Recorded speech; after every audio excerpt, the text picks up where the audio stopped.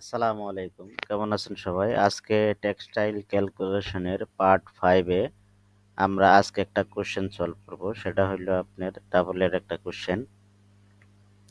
এখানে দেওয়া আছে আপনার কোশ্চেনে দেওয়া আছে স্লাইবার হ্যাং দেওয়া আছে 5.4 কে টেক্স 5.4 কে টেক্স দেওয়া আছে। আর স্লাইবার লেন্থ দেওয়া আছে আপনার 3700 মিটার। তাহলে আপনার স্লাইবার ওয়েট কত হবে, মানে স্লাইবার কত কেজি স্লাইবার হবে?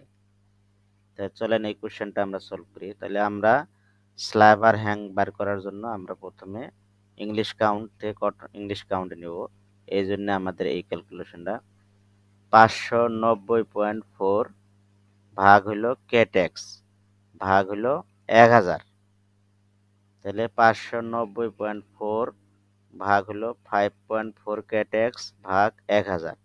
তাহলে স্লাইবার হক আসতেছে 0.109 হ্যাং।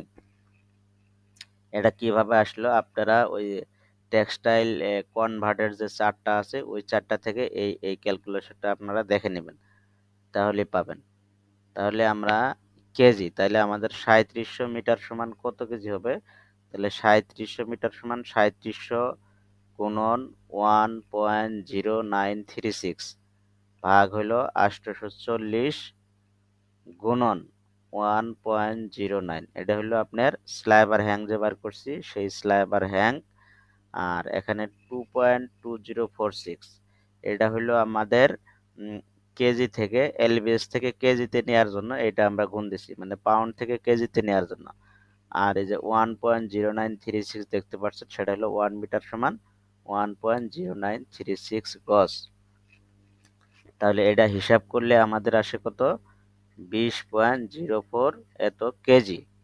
তার মানে 3700 মিটারে আমাদের এত কেজি আসতেছে।